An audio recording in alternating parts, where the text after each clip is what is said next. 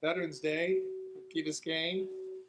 We want to welcome everybody here. This is the American Legion Richard L. Camardi Post Veterans Day celebration. And we're here to remember the services of our veterans and let us renew our national promise to fulfill our sacred obligations to our veterans and their families. I want to thank all of you who served and thank you for your sacrifices and your valor. And thank you for all of the veterans for your courage and strength, dedication to keeping us safe. Now, please rise for the posting of the colors. Post the colors.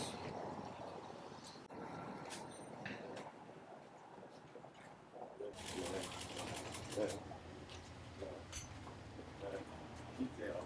More time. Detail. Up. Left. Face. Present. Colors.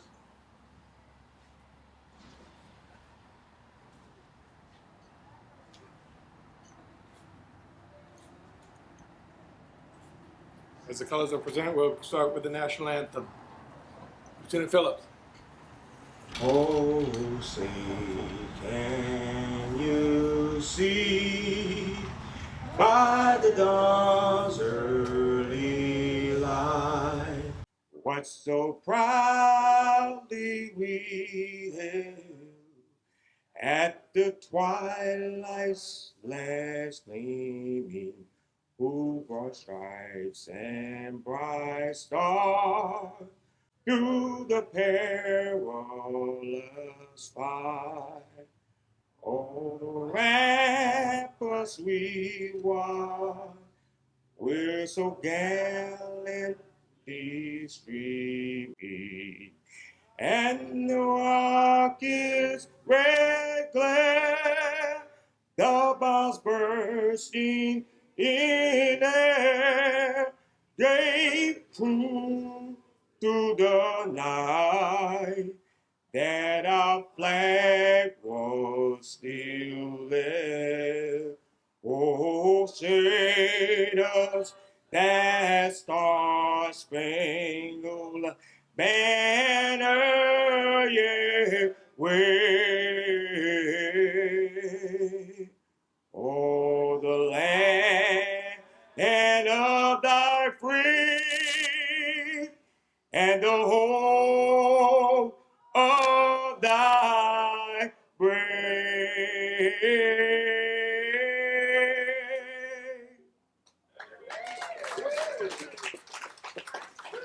Thank you, Lieutenant Phillips. That's wonderful. Now, please remain standing for the Pledge of Allegiance by the U.S. Cadet Coast Guard, Maxima Gattaca. I pledge allegiance to the flag of the United States of America and to the republic for which it stands, one nation, under God, indivisible, with liberty and justice for all. You may be seated.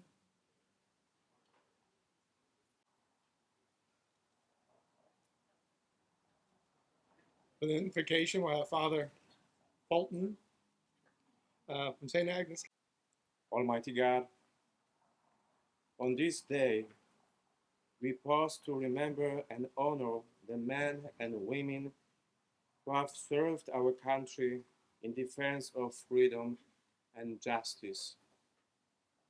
We thank you for the courage, the sacrifices, and their unwavering commitment to the values that define our nation. As we gather here today, we ask for your blessing upon all the veterans, those here with us, those who are no longer with us, and those still serving.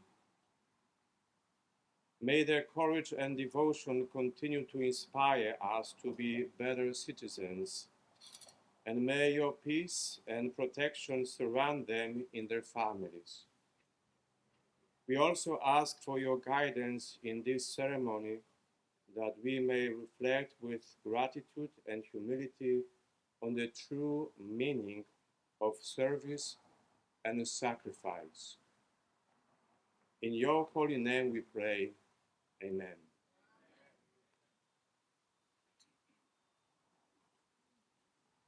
Please welcome our Vice Mayor, Allison McCormick. Thank you. I was very lucky. Mayor Roscoe is out of the country, and I was asked to stand in for him. And I was thinking as I prepared for today that 14 years ago, my family moved. Oh, I'm getting emotional. My family moved to Key Biscayne, and this was one of our first sort of official events that we went to. My son was in the Cub Scouts in third grade, and they were part of the color guard. And we came as a family. My kids were at the time 2, 4, 6, and 8. And to be here by 9 o'clock, all of us, and him in his Cub Scout uniform was no small feat. But we came, and it was a little hotter than it is today. And I remember standing here, but the thing I remember the most was this sense of community and seeing so many people that came out to honor our veterans that I knew this was the place where I wanted to raise my family. And so we stayed and we're here. That was just a little aside, but my official speech begins. Today we gather to honor and celebrate the remarkable men and women who have served our nation with courage and dedication. Veterans Day is an opportunity for us to reflect on the sacrifices made by these individuals and to express our gratitude for their unwavering commitment to protecting our freedoms. As we celebrate this day, it is important to recognize the true essence of what our veterans fight for. They fight for our communities, for places like Key Biscayne, where they have roots, families, and dreams. Veterans put their lives on the line not just for a distant ideology, but for the people and places they hold dear. They defend our neighborhoods, our schools, and our way of life, ensuring that we can live in peace and security. Our veterans embody the spirit of resilience and strength. They know that fighting for America means standing up for each other, supporting one another, and working toward a common goal of unity and progress. They've faced challenges and adversities that many of us cannot begin to imagine, all while remaining committed to the ideals of freedom and democracy. As we honor our veterans today, let's also commit to being better stewards of their legacy. Let us strive to create a community that reflects the values they fought for: compassion, understanding, and respect for one another. We owe it to our veterans to foster an environment where their sacrifices are recognized and celebrated. Many of us have shared experiences which we use to understand each other better. But the truth is, there are some experiences we could never share. Those of us who have not served don't really understand what it means. We can't understand the camaraderie, the fear, the isolation, the sacrifice, and the heroism that it means to serve. We do not need to understand. The only thing we really need to know is that we are grateful. Your service allows us to enjoy the freedoms that we cherish today.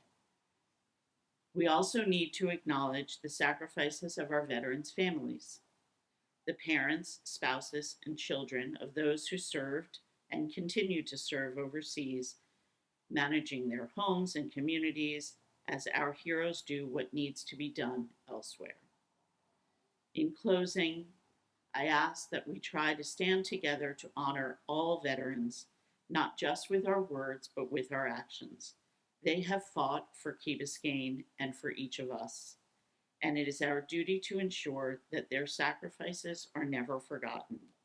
Together, let's build a community that embodies the true meaning of service and honor.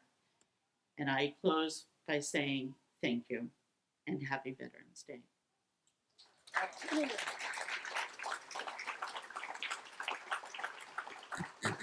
Thank you, Allison. Appreciate that.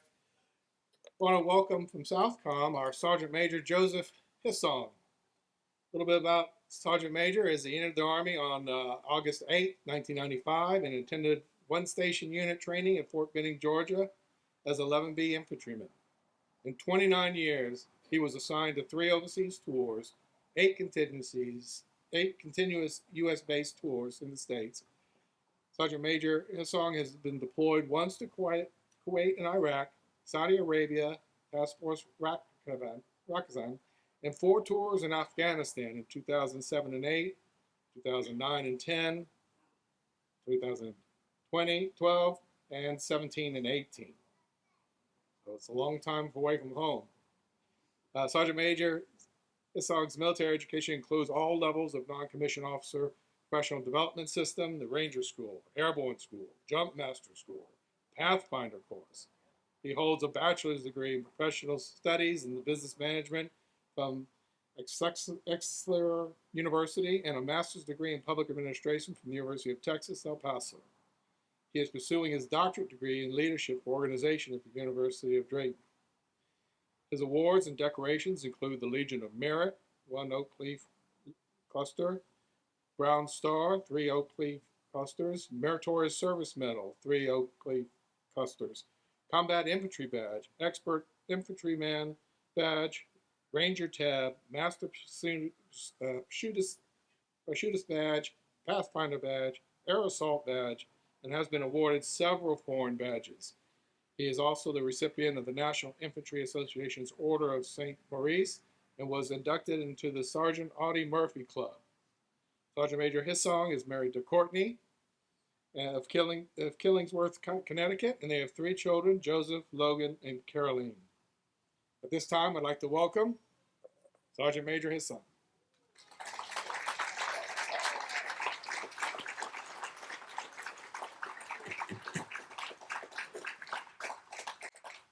I apologize for making you say all that. Yeah, it definitely is important, but that's a lot of stuff to say. So with that being stated, hey, good morning, Village of Key Biscayne. All right, it is definitely not as hot as I thought it was going to be, so I do thank you for bringing this great weather down here. I'd also like to thank Mayor Roscoe, Vice Mayor McCormick, Council Member Kaplan, London, Moss, Sardinas, Vasquez. Special thanks to Father, and a special thanks to Lieutenant Phillips, because I cannot wait to hear your rendition of God Bless America coming up. But that was a phenomenal rendition of the national anthem. And then also a special thanks to Post Commander Michael King of the American Legion, Richard L. Cromartie, post number 374. We're holding such a great and poignant ceremony dedicated to our veterans. Now, Florida, finally, I'd like to thank for all of those in attendance. If you are a veteran, I'd like for you to please just sit down. Everybody else, please stand up and give these veterans a round of applause.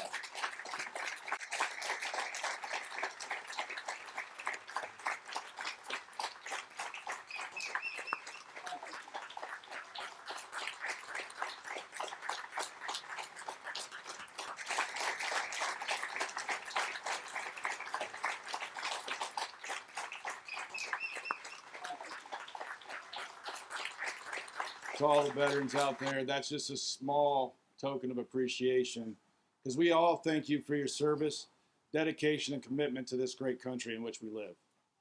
I am humbled and honored to speak to everyone today, and I know that my words can never convey enough gratitude to those that have served. I hope by trying, I can spark an interest in everyone to get to know these and all veteran stories, because veterans have made significant impacts here and around the world. Veterans Day has a very interesting history. On the 11th day of the 11th month, at the 11th hour in 1918, the world stopped fighting in the Great War. A year later, President Wilson declared the 11th of November as the first commemoration of Armistice Day.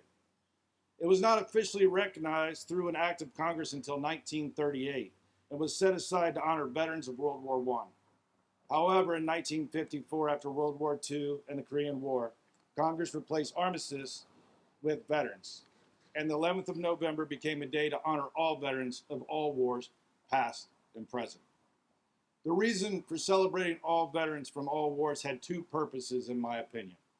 The first, the United States of America was built on the back of veterans, and its continued existence and worldwide relevance is due to their actual blood, sweat, and tears. 2, the veterans share the burden of telling their story and the stories of fallen comrades to enlighten and enrich future generations to continue to carry the torch of life, liberty, and the pursuit of happiness for all of its citizens. So let's go ahead and begin with that very first reason. The United States of America is a country that was and is being built by veterans because they are a different breed. Some would say a better breed. I won't try to change their minds. But they are definitely a different breed. Veterans leave their farms, ranches, cities, villages, states, their homes, and loved ones to forge a new life for a cause bigger than themselves. They have fought in the trenches of Yorktown to establish a country, beat Britain's best at the Battle of New Orleans to rid the infant country of the British scourge. Veterans fought to the halls of Montezuma to expand the country from sea to shining sea. They fought and won to maintain the Union and continue to try and live up to the words of all men are created equal. Veterans tipped the balance of power in Europe, showing that America has arrived on the world stage during World War I. They wiped out fascism and established America as the foremost superpower during World War II. Veterans beat back and held the Chinese and North Korean forces. They won every battle during the Vietnam War. Veterans liberated Kuwait in 100 days. They hunted down and punished the perpetrators of 9/11 while combating terrorism across the globe. Please do not confuse our veterans' actions with that of our government's decision-making. Let me make this clear. Veterans have fought where they were told and have won everywhere they have fought. This is one of the many reasons we are the greatest nation on the earth and owe them a huge debt of gratitude.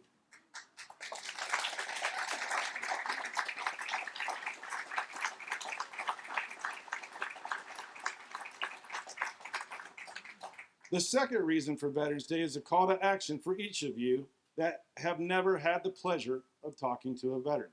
And by the way, it is definitely a pleasure. They have a story to tell. We can learn tremendously from their sacrifices, and what we learn can be used in our everyday lives. I have an easier time talking to veterans than most, as you can imagine, but every time I do talk to them, I'm amazed at how ordinary citizens did extraordinary things. I have 4 pictures on my wall at the office. Most of you will probably believe it's Grant, or it's Washington, or it's Marshall. No, I don't. I have 4 ordinary citizens that to me are great leaders and extraordinary human beings, and I'd like to tell their stories now. First is Colonel Beverly Ben Scarden. Ben was the grandfather of a family friend.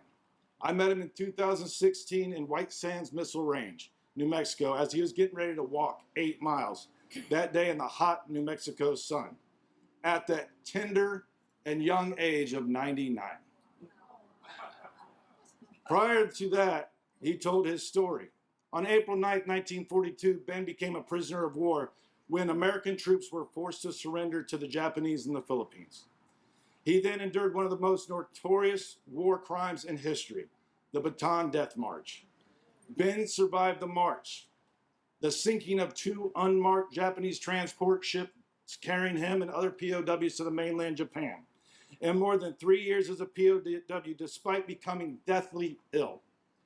2 fellow Clemson University alumni and Army officers, Henry Leitner and Otis Morgan, kept him alive by spoon-feeding him and eventually trading his gold Clemson ring.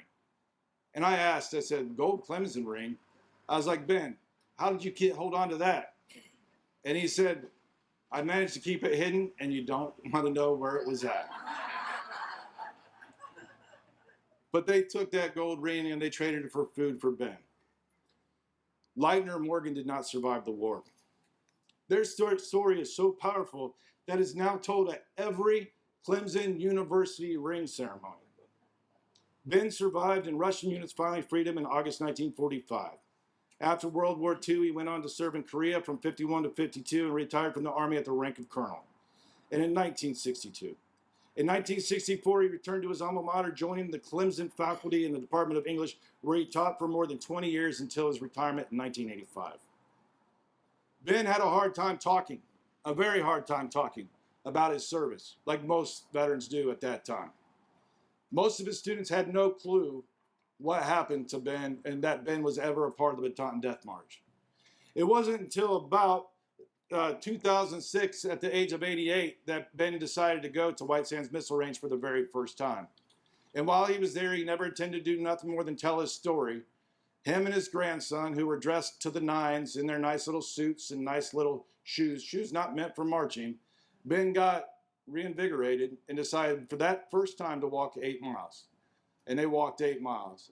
He made that walk 13 total times from age of 88 up until 6 miles at the age of 102.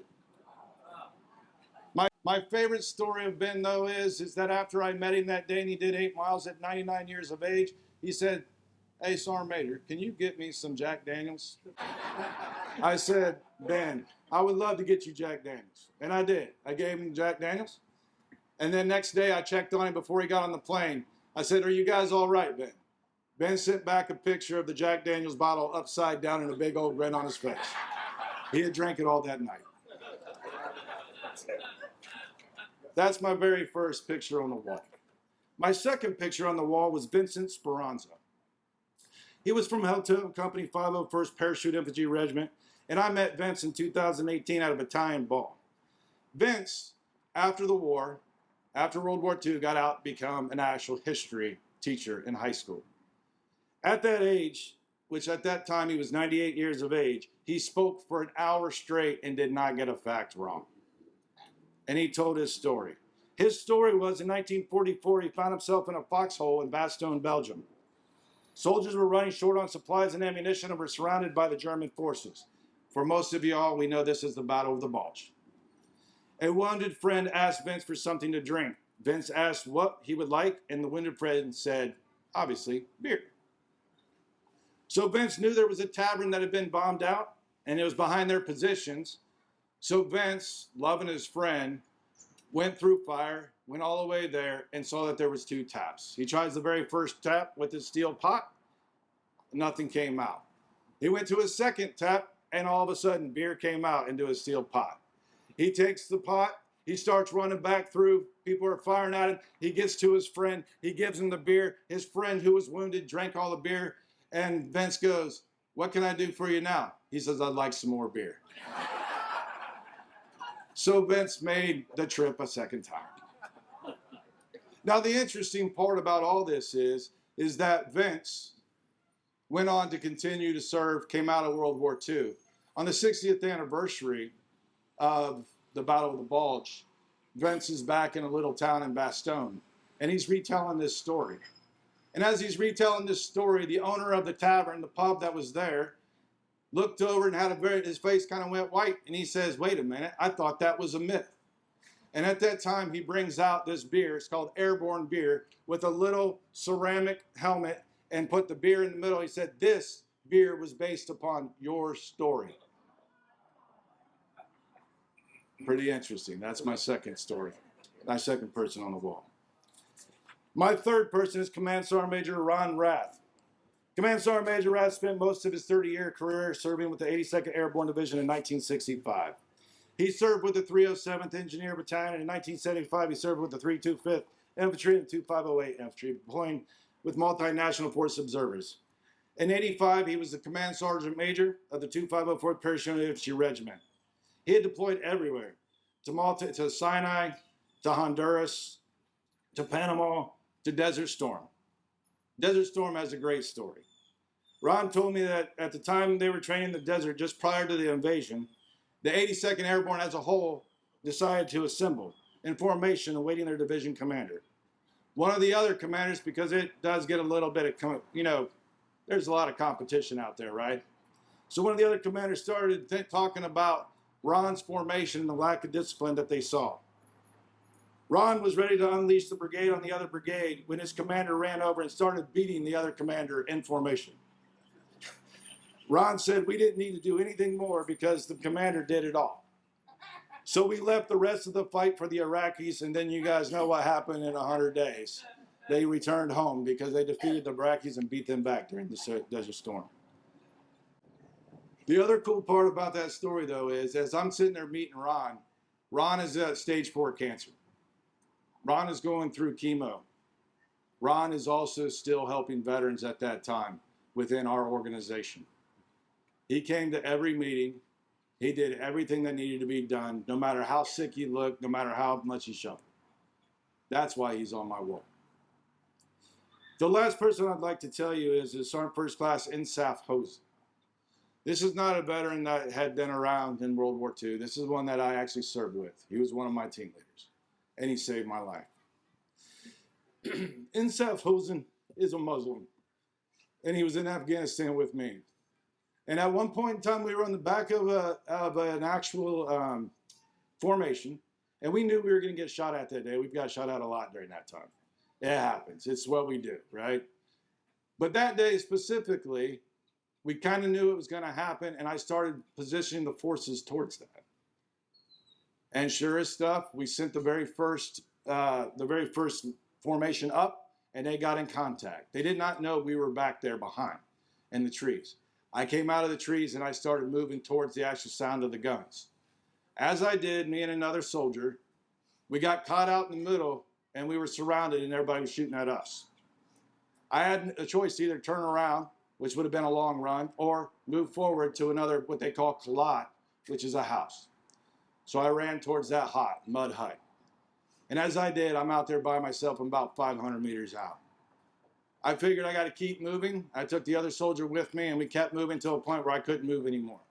At that point, I was pinned down. I had a radio on me, and I sat there, and I said, in as calm voice as you can say, I said, I don't know what you guys are doing back there. I don't know if you're admiring the problem or not. But if nobody gets up here at any time soon, you're probably going to have to carry me out of here.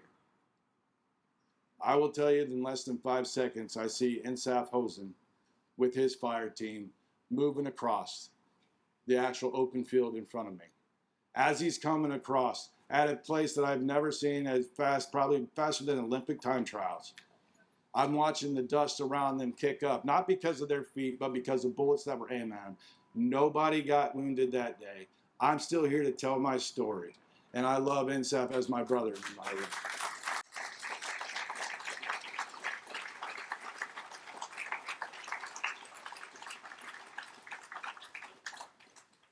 That is why he's on my wall. So each one of these men embodies sacrifice, commitment, dedication, selfless service, and courage, while in service to the country and in their civilian life. Each one would have laid down their life for another, and each one wanted to make life better for others. These are only 4 of 10,000s of stories being told, or waiting to be told to those that wish to listen. I implore you to, when you have time, to do more than thank a veteran for their service. Ask for their story. Veterans, tell your story. They need to hear it. Some maybe not be ready to tell, and that is okay. But those that are ready to tell will change your life forever in the most positive way. Take their torch of life, liberty, and the pursuit of happiness, and enlarge your torch. Thank you again for coming today, and happy Veterans Day, Village of Biscayne.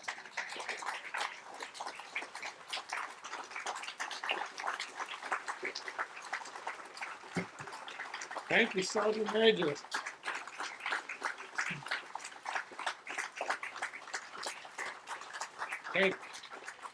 Thank you very much. And we're happy you were able to join us here today.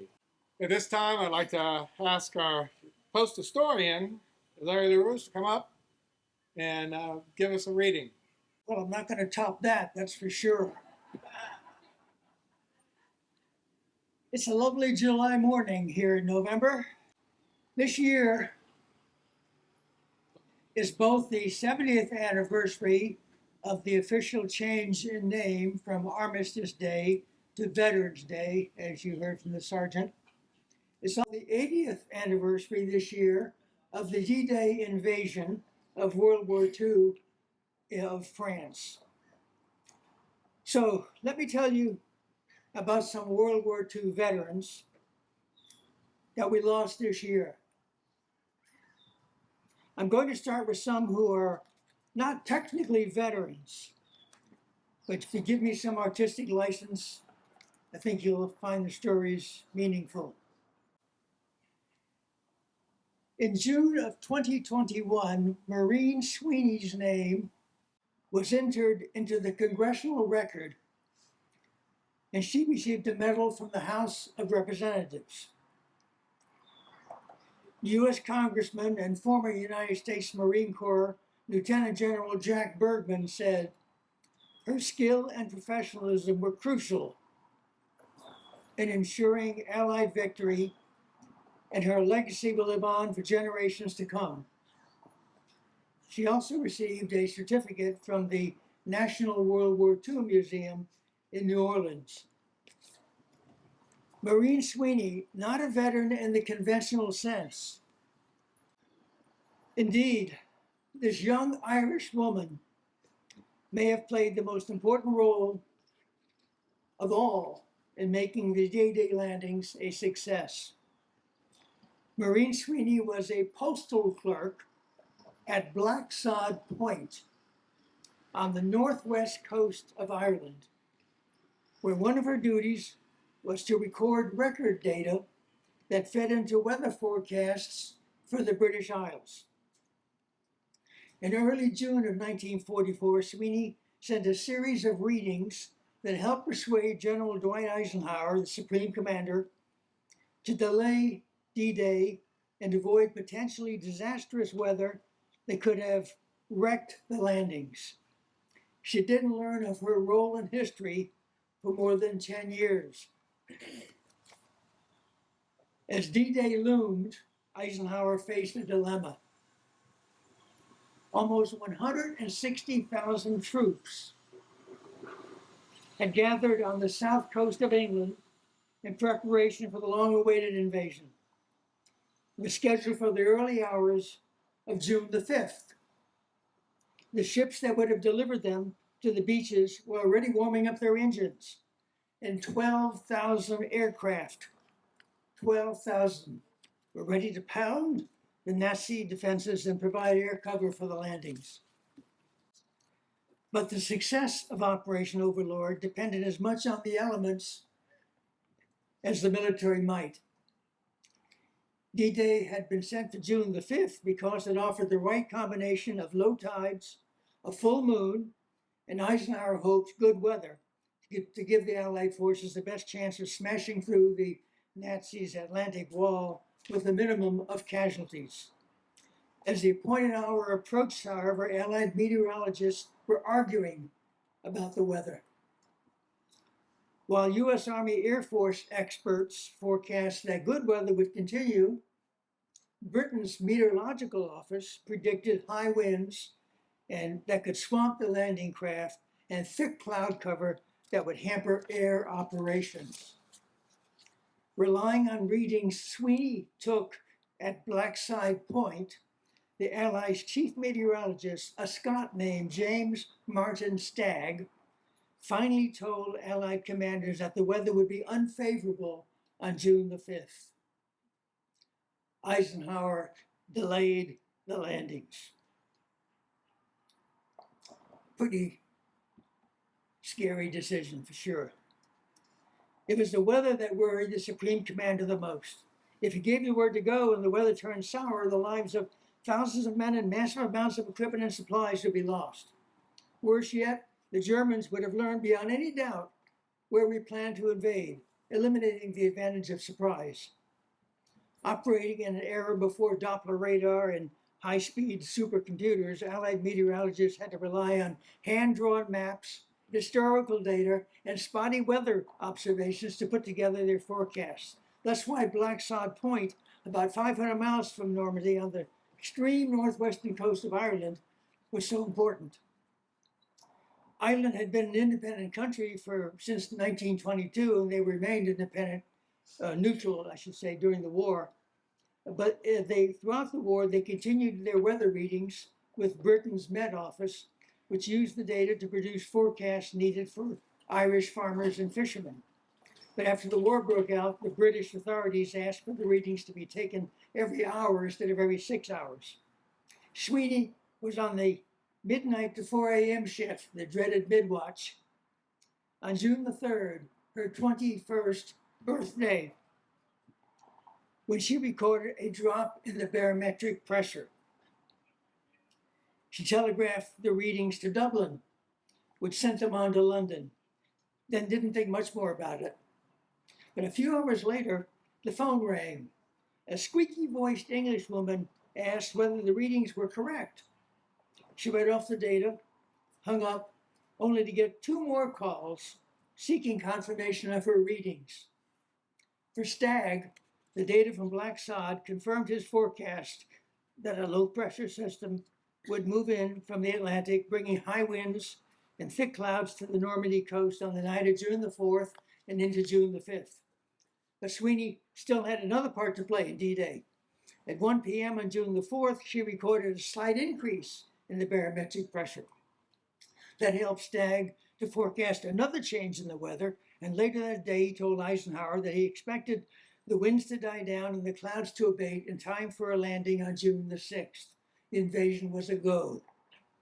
Well, Stagg, we're putting it back on again, Eisenhower told his chief forecaster. For heaven's sake, hold the weather to what you've told us and don't bring any more bad news.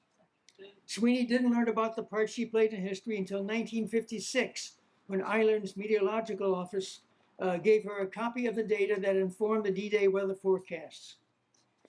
She died last December at age 100. Something to remember for a lifetime. It's the only time they ever noticed our forecasts, the one that counted and set the world alight. Maureen Sweeney, not a conventional veteran.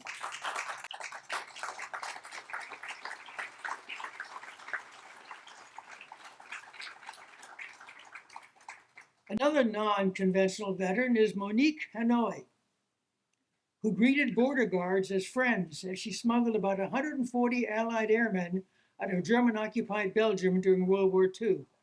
She died in February of this year. She was 101.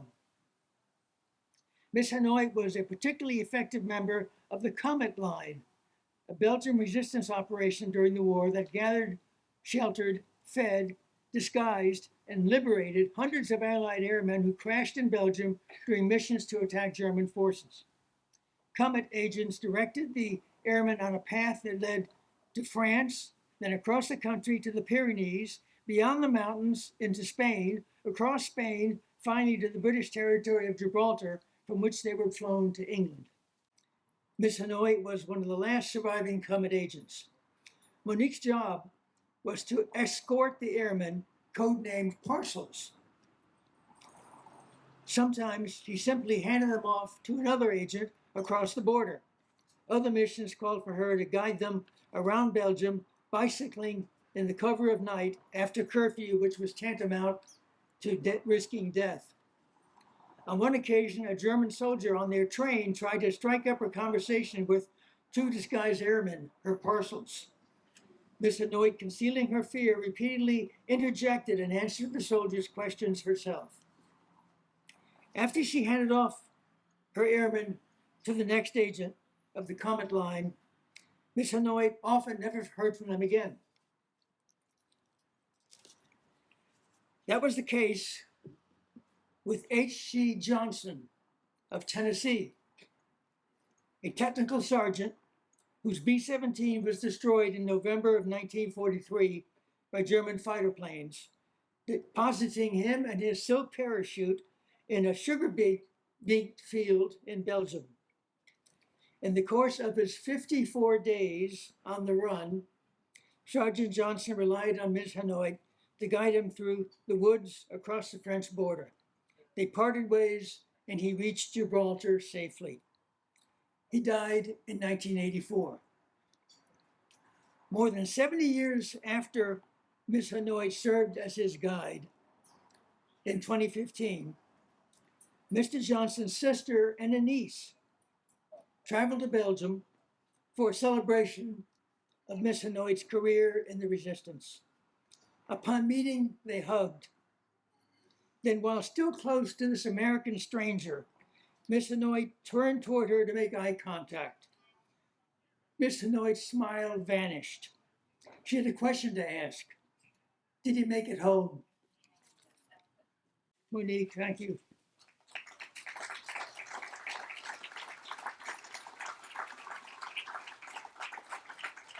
Russell Hamler was an adventurous young man, grew up near Pittsburgh. Anyway, he volunteered on his 18th birthday back in 42. He was assigned as a private to a unit in Puerto Rico, far from the front lines of World War II. When he learned that the Army was seeking volunteers in a high state of physical ruggedness for a dangerous mission in an unspecified location, he put up his hand. It was simple, he said later. He joined the Army to fight the war. Told you he was adventurous. Soon, Hamler found himself among nearly 3,000 volunteers in an Army unit that became known as Merrill's Marauders. You may remember the movie, named after Brigadier General Frank Merrill. They fought behind Japanese lines in Burma in some of the most hellish conditions faced by troops during the World War II. The hastily trained and often ragtag unit lugged packs along twisting trails over mountain passes, endured ravenous leeches, tropical diseases, chopped through bamboo thickets, and won battles against highly experienced Japanese troops. The Marauders' most famous exploit was capturing a strategic airstrip in May of 1944, an accomplishment described by Winston Churchill as a brilliant feat of arms. Hamler died in Pittsburgh this past December at the age of 99, the last surviving member of the original Marauders.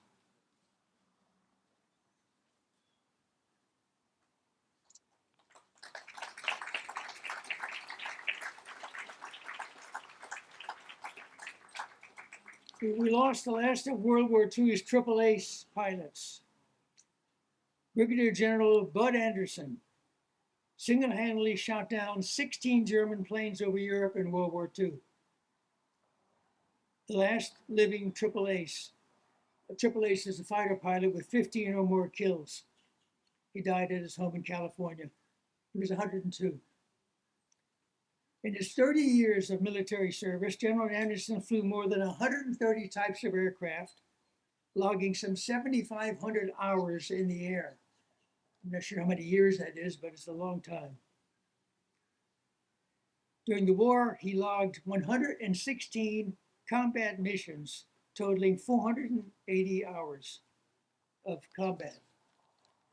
As if he didn't do enough in World War II, General Anderson now commanded a tactical fighter wing in Vietnam and flew another 25 missions. Amazing, amazing veterans. Spy Spiegel was an Army aviator in the closing days of World War II. He was piloting his B-17 Flying Fortress in an armada of 1,500 Allied bombers. Let me say that again, 1,500 Allied bombers were flying up to bomb Berlin. He was struck by anti-aircraft flak. Two of his plane's four engines lost power, so he reversed course to return to England. Rather than bail out over Germany and risk being captured as a prisoner of war, especially given that he was Jewish, Mr. Spiegel managed to crash land in Soviet-occupied Poland. After being stuck there for weeks, he improvised a daring escape, using parts of his own plane to jury-rig another B-17 that had crashed nearby, then flying to an American base in Italy. I'm not making this up.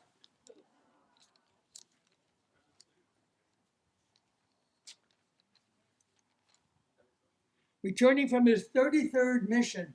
Now, at 35, you went home. If you survived 35, an awful lot of people didn't.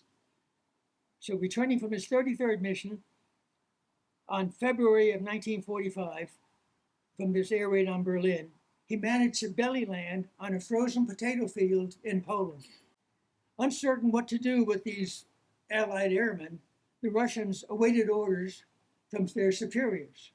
But instead of staying put, Mr. Spiegel and his fellow officers surreptitiously removed an engine and a tire from their own plane to repair another B-17 that had crashed nearby. They bartered for fuel, and on March 17th, the combined crews escaped to Italy. This was before Indiana Jones. My last story. In April, we lost Lou Kopner, Luke Hunter, the last known survivor of the battleship Arizona, which sank with the loss of 1,177 sailors and Marines in the attack on Pearl Harbor, which plunged America into World War II. He was 102. Contner, who held the rank of quartermaster, a position assisting the Arizona's navigation, was on his shift shortly after 8 a.m. Sunday, December 7th of 41, when a Japanese armor-piercing bomb penetrated 5 steel decks and blew up more than 1 million pounds of gunpowder and thousands of rounds of ammunition stored in the hull as the ship was moored in the harbor in Honolulu. Today, of course, is a national memorial and cemetery. Contner assisted in the rescuing the survivors and later attended Navy flight school and flew 200 combat missions in the Pacific. Holding the rank of lieutenant, Contner went on to fly 29 combat missions during the Korean War. He rejected any notion that the dwindling number of Arizona survivors should be hailed as heroes. The 2,403 men that died are the heroes, he said in a 2022 interview, referring to all the Americans who died in the Pearl Harbor attack. I'm not a hero, I was just doing my job. Well, for all the veterans who did their job, today is the day we say thank you.